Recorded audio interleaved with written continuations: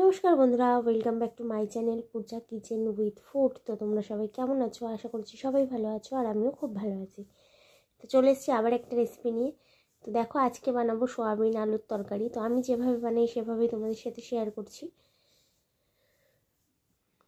তো দেখো, এখানে প্রথমে আলুগুলো আমি কড়াইতে দিয়ে দিলাম।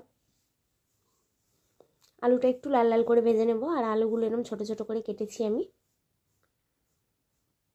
তো একটু হলুদ দিয়ে ভাজলাম আলুগুলো, যাতে কালারটা ভালো হয় আলু ভাজার।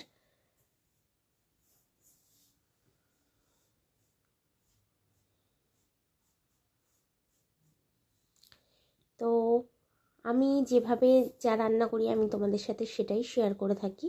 তো তোমাদের যদি অবশ্যই আমার ভিডিওগুলো ভালো লাগে থাকে, তো অবশ্যই চ্যানেলটিকে সাবস্ক্রাইব করে পাশে থাকা বেল বাটনটি প্রেস করে দেবে, যাতে আমি ভিডিও পোস্ট করলে নোটিফিকেশান তোমাদের কাছে পৌঁছে যায়।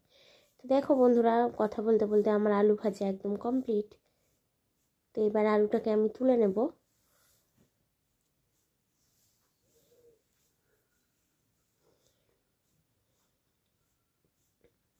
তো রান্না করতে খুব ভালোবাসি, তার জন্য তোমাদের সাথে শেয়ার করি রান্না। তো আমার মতো কে আছো বলো, রান্না করতে ভালোবাসো?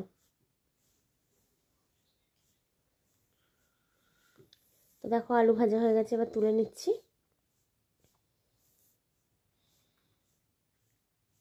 আর সয়াবিনটাকে আমি সেদ্ধ করে ভালো করে ধুয়ে রেখেছি। তো দিয়ে দিলাম গোটা গোলমরিচ, মানে গরম মশলা ফোড়ন, আর দুটো তেজপাতা। এখানে আছে লবঙ্গ, এলাচ আর দারচিনি।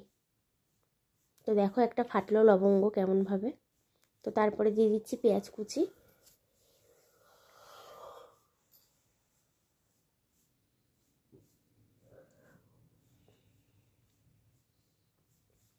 তো গোটা গরম মশলা যদি আমরা রান্নাতে ফোড়ন দিই, তাহলে দেখবে খুব ভালো একটা ফ্লেভার আসে। আমার তো খুব বেশ ভালো লাগে যে গরম মশলার থেকে গোটা গরম মশলার ফ্লেভারটা বেশি ভালো লাগে। তো দেখো, পেঁয়াজটা এরকম বাদামি করে ভেজে নিয়ে দিয়ে দিচ্ছি একটা টমেটো কুচি, একটু বড় সাইজেরই ছিল টমেটোটা।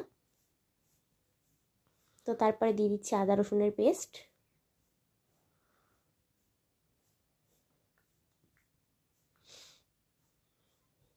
আর সোয়াবিনটা কিন্তু আমি আজকে একদম হালকা পাতলা করে রান্না করব।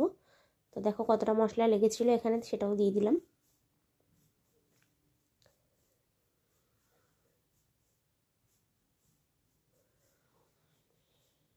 তো তারপরে দিয়ে দিচ্ছি নুন স্বাদ মতো।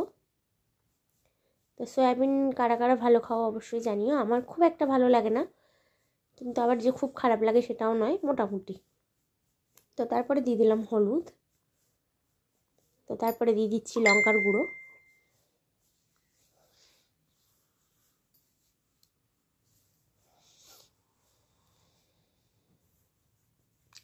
তো তারপরে দিয়ে দিচ্ছি ধনে গুঁড়ো। তো আজকে আমি এখানে জিরে গুঁড়ো ব্যবহার করছি না, আমি আজকে জিরের গুঁড়ো ছাড়াই দেখব কেমন টেস্ট হয়, তার জন্য ধনে গুঁড়োটা দিয়েছি। এটাও একটা নতুন এক্সপেরিমেন্ট বলতে পারো, যে জিরের গুঁড়ো ছাড়া দেখি কেমন হয়। তো সত্যি আমি সয়াবিনটা খেয়ে আমি দেখেছি খুব ভালো হয়েছে, জিরে গুঁড়ো ছাড়াও কিন্তু কাজ চলে যায়। তো যাই হোক, ঘরে যখন না থাকে বা হয়তো আমার কাছেও আজকে কিন্তু ছিল না, সত্যি কথা বলতে জিরের গুঁড়ো একদমই ছিল না, তার জন্যই দিইনি। তো কোনো ব্যাপার না, না থাকলেও কাজ চলে যায়, জিরে গুঁড়ো যে দিতেই হবে এমন কোনো মানে নেই। তো তারপরে দেখো, ভালো করে কষতে হবে। যখন তেল ছাড়তে শুরু করেছে মশলা থেকে, তখন দিয়ে দিচ্ছি সেদ্ধ করে রাখা সয়াবিনগুলো। আর সয়াবিন সেদ্ধ করে খুব ভালো করে জল দিয়ে ধুয়ে নিলে ওটার ভেতরে যে, মানে সয়াবিনটার ভেতরে যে গন্ধটা থাকে সেটা কিন্তু চলে যায়। তো আমি ভালো করে আবার ঠান্ডা জলে ভালো করে ধুয়ে রেখেছি, একদম মাছ মাংস ধোয়ার মতো সয়াবিনটাকেও ভালো করে ধুয়ে রেখেছি। তো তারপরে দেখো, কড়াইতে দিয়ে দিলাম, সয়াবিনটা দিয়ে খানিকক্ষণ কষাবো। তো বন্ধুরা, দেখতে পাচ্ছ সয়াবিনটা দিয়ে কষাতে কষাতে পুরো ভাজা ভাজা মতো করে ফেলেছি একদম মশলা দিয়ে। তো একদম সয়াবিনের সাথে কিন্তু মশলা কষানো একদম রেডি। তো এবার দিয়ে দিচ্ছি ভাজা আলুগুলো। তো আলুগুলো দিয়ে অল্প একটু জল দিয়ে আবার কষাবো। তোমরা যারা প্রতিদিন আমার ভিডিও নোটিস করো বা আমার এই রান্নার ভিডিওগুলো দেখো, তারা অবশ্যই জানবে যে আমি জল দিয়ে অল্প হলেও মশলা কষাই। কেন জল দিয়ে না কষালে আমার যেন তরকারিতে স্বাদ হয় না। তো দেখো, এটাও কিন্তু কষানো প্রায় শেষের দিকে, এখন তেল ছাড়তে শুরু করছে। তো আর একটু কষা হয়ে গেলে এতে আমি জল দিয়ে দেবো। তো দেখতে পাচ্ছ বন্ধুরা একদম দেখো শুকিয়ে এসেছে। তো এবার দিয়ে দিচ্ছি আমি স্বাদ মতো চিনি। আর আমি প্রত্যেকটা রান্নায় অল্প মিষ্টি ব্যবহার করে থাকি। তো তোমরা যারা মিষ্টি পছন্দ করো না অবশ্যই দেবে না, কোনো ব্যাপার না, কিন্তু আমি একটু দিয়ে থাকি।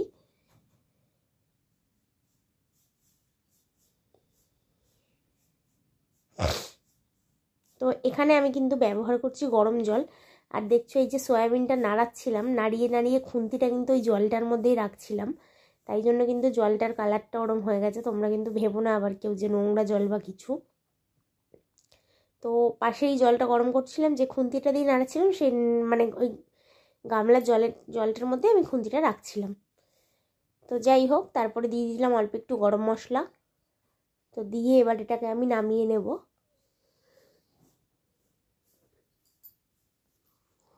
তো চট জলদি সয়াবিনের রেসিপি তোমাদের কেমন লাগলো অবশ্যই জানিও। আর যদি ভিডিওটা ভালো লাগে একটা লাইক শেয়ার কমেন্ট করতে ভুলো না। চ্যানেলটিকে সাবস্ক্রাইব করে পাশে থাকা বেল বাটনটি প্রেস করে দিও, যাতে আমি ভিডিও পোস্ট করলে নোটিফিকেশান তোমাদের কাছে পৌঁছে যায়। তো দেখো লাল লাল ঝাল ঝাল সয়াবিন একদম রেডি, গরম ভাতের সাথে একদম জমে যাবে। তো তোমাদেরকে বলবো তোমরাও ট্রাই করো এইভাবে, দেখো কেমন লাগে। তো দেখা হবে আবার একটা নতুন ভিডিওর সাথে। ততক্ষণ সবাই সুস্থ থেকো আর ভালো থেকো।